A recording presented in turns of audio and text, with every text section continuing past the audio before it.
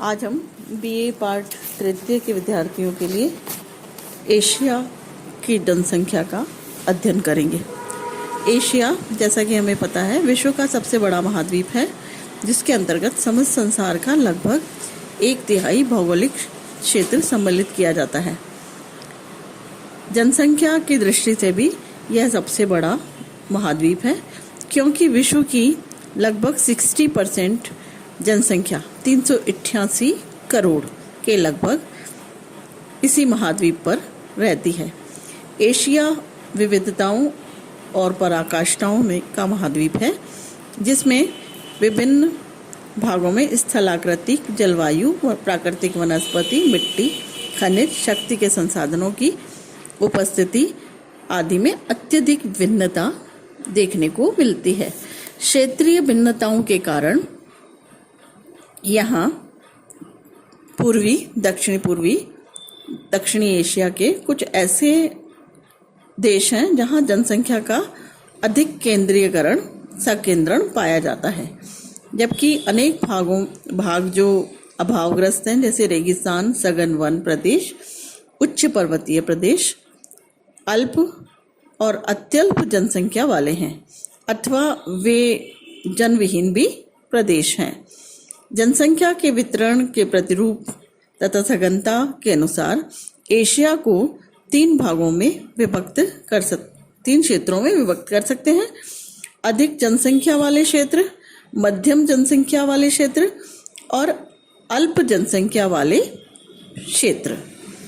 अब सबसे पहले अधिक जनसंख्या वाले जो क्षेत्र हैं, उसमें एशिया में मानसूनी जलवायु वाले क्षेत्रों में, जहाँ पर्याप्त वर्षा, कृषि के लिए समतल भूमि उपलब्ध है, वहाँ जनसंख्या का अधिक केंद्रीयकरण या संकेंद्रण पाया जाता है।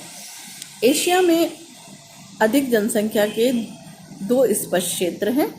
पहला तो पूर्वी एशिया, जिसमें चीन, जापान, ताइवान, कोरिया आदि देश आते हैं, और दक्षिणी एशिया, जिसमें भारत, पाकिस्तान, बांग्लादेश और श्रीलंका आदि देश सम्मिलित किए जाते हैं।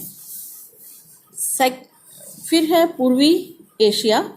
जो पूर्वी एशिया है, उसमें विश्व की लगभग 1/4 जनसंख्या पूर्वी एशिया में ही निवास करती है। चीन उसमें सबसे बड़ा देश है, जहाँ पर 136.4 करोड़, ये 2014 के आंकड़े हैं, जनसंख्या का निवास पाया जाता है। यह विश्व की लगभग 19% और एशिया की 31% जनसंख्या है। चीन में जनसंख्या जो है दक्षिणी पूर्वी भाग में पाई जाती है, जो समतल मैदानी भाग है, जो विशाल मैदान है, जिसमें जेचुआन basin, हांगो basin, Yangtse Kiang basin, समुद्र तटीय भाग अधिक सघन बसे हुए हैं। समतल धरातल, जलोढ़, लोयस मिट्टी, आर्द्र मानसूनी जलवायु के कारण जो पूर्वी भाग है चीन का, वो प्राचीन काल से ही यहाँ पर कृषि कार्य होता आया है। पिछले 50-60 वर्षों में यहाँ अनेक औद्योगिक उद्योग विकसित हो गए हैं, और यहीं पर 70% जनसंख्या जो है कृषि कार्य में लगी हुई है और गांव में रहती है। चीन के दक्षिणी पूर्वी भाग में जनसंख्या का घनत्व 1000 व्यक्ति प्रति वर्ग किलोमीटर है, और यहाँ पर पहाड़ी और पठारी भाग में जनसंख्या अत्यंत कम है। पिछले 2 दशकों में चीन की जनसंख्या की वृद्धि दर में कुछ कमी दर्ज की गई थी, क्योंकि वहाँ पर 1 चाइल्ड पॉलिसी अपनाई गई थी। इसके कारण वहाँ जनसंख्या में काफ़ी कमी दर्ज की गई थी। जापान और जो दूसरे देश हैं, जिसमें दक्षिणी एशिया और ये सारे, इन सभी में भी जनसंख्या का जो घनत्व है वो बहुत ही कम पाया जाता है। जो जापान है वो पूर्वी एशिया का अधिक सघन जनसंख्या वाला दूसरा देश है, जहाँ लगभग 12.7% जनसंख्या पाई जाती है। जापान एशिया का एकमात्र उद्योग प्रधान देश है, जिसकी गणना विकसित देशों में की जाती है। द्वीपीय देश है, जहाँ पर 16% भूमि पर ही कृषि की जाती है। वहाँ अधिकांश जो धरातल है पहाड़ी नुमा ऊंचा नीचा है और गहन कृषि के द्वारा फसलें उत्पादित की जाती है। जापानी लोगों का जो मुख्य जीविका का साधन है वो औद्योगिक उत्पादन है। जापान के बड़े बड़े औद्योगिक केंद्र समुद्र पत्तन, समुद्र तटीय भाग आदि बहुत ही विकसित हैं। वे जनसंख्या के घनत्व में 350 व्यक्ति प्रति वर्ग किलोमीटर है।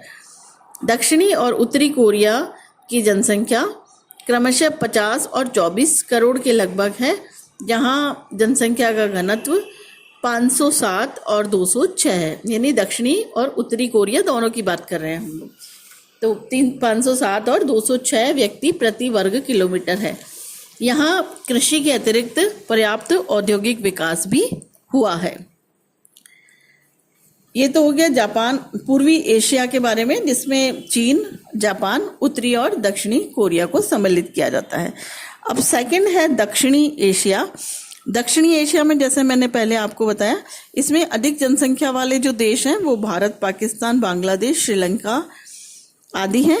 भारत की जनसंख्या की दृष्टि से चीन के पश्चात भारत का विश्व में दूसरा स्थान आता है, जहां 129.6 करोड़ जनसंख्या, ये भी 2014 के आंकड़े हैं, जनसंख्या निवास करती है। विश्व की 18% जनसंख्या भारत में ही निवास करती है। भारत की जो जनसंख्या है उसमें नदियों के उपजाऊ मैदान, उत्तरी मैदानी भाग, कृषि प्रदेशों, जिसमें ये यहाँ पर जनसंख्या का केंद्रीकरण पाया जाता है। पर्याप्त मात्रा में खाद्यान्नों में यहाँ दालें, तिलहन, गन्ना और खाद्यान्नों की फसलें उत्पन्न की जाती है। दक्षिणी पठार पर जनसंख्या की सघनता उत्तरी मैदान की तुलना में कम है, किंतु उत्तरी पश्चिमी भाग में उपजाऊ काली मिट्टी के प्रदेश होने के कारण जनसंख्या अधिक पाई जाती है। पश्चिमी और पूर्वी तटीय मैदानों में भी नदियों के डेल्टाओं में, जहाँ पर महानदी गोदावरी, कृष्णा, कावेरी और नर्मदा और ताप्ती के पूर्वी और पश्चिमी भागों पर डेल्टा है, वहाँ जनसंख्या का संकेंद्रण पाया जाता है। हिमालय पर जनसंख्या घनत्व कम पाया जाता है। भारत में जनसंख्या का जो सबसे अधिक घनत्व है या सघनता है वो गंगा के निचले मैदान में पश्चिमी बंगाल तक पाई जाती है। सतलज गंगा के मैदान में जनसंख्या सघन पाई जाती है और यहाँ पर जो जनसंख्या का घनत्व है 383 व्यक्ति प्रति वर्ग किलोमीटर है और यहाँ पर पश्चिमी बंगाल, बिहार, केरल, उत्तर प्रदेश, मिजोरम, तमिलनाडु, पंजाब, हरियाणा आदि में भी जनसंख्या घनत्व बहुत अधिक है। इसके अलावा अंडमान निकोबार, कश्मीर आदि देशों में जनसंख्या घनत्व 100 व्यक्ति प्रति वर्ग किलोमीटर से भी कम है। भारत की अर्थव्यवस्था कृषि प्रधान अर्थव्यवस्था है और यहाँ पर जो औद्योगिक प्रगति है वो स्वतंत्रता के पश्चात ही हुई है। औद्योगिक नगरों और केंद्रों का भी यहाँ पर, नगरीय केंद्रों का भी यहाँ विकास हुआ है स्वतंत्रता के पश्चात ही।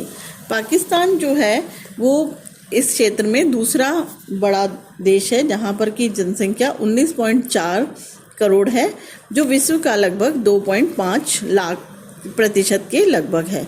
यहाँ पर जनसंख्या सिंधु नदी घाटी में पाई जाती है और पाकिस्तान का जो औसत घनत्व है 244 व्यक्ति प्रति वर्ग किलोमीटर है और 70% जनसंख्या यहाँ की भी ग्रामीण है और कृषि कार्य और पशु पालन आदि प्राथमिक कार्यों में लगी हुई है।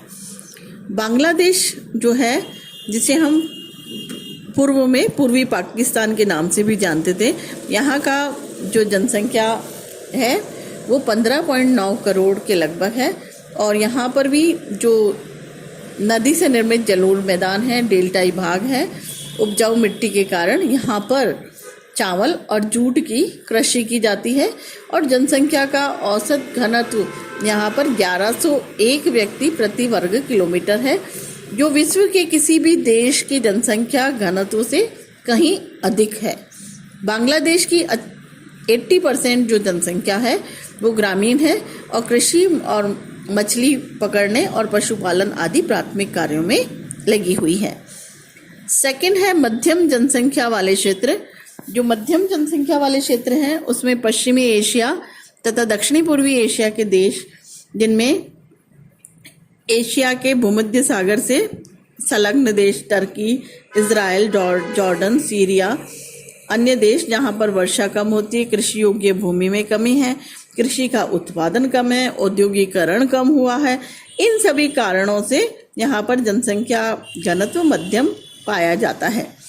अतः जनसंख्याओं के संसाधनों में कमी होने के कारण पश्चिमी एशिया के देशों में जनसंख्या वितरण मध्यम प्रकार का है।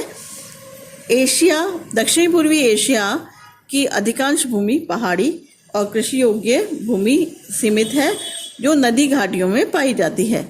मध्य एशिया के स्टेपी घास वाले मैदान जो हैं उसमें उपजाऊ चरनोजम मिट्टी मिलती है, जहां पर की गेहूं की कृषि की जाती है। इस प्रदेश में जनसंख्या वितरण मध्यम प्रकार का है। अब लास्ट है अल्प जनसंख्या वाले क्षेत्र। अल्प जनसंख्या वाले क्षेत्र दक्षिणी पश्चिमी एशिया तथा मध्य एशिया के शुष्क प्रदेशों में जनसंख्या कम पाई जाती है। जलयुक्त नदी घाटियां, स्थलीय जलाशयों के निकट थोड़ी संख्या में मानव का निवास देखा जाता है।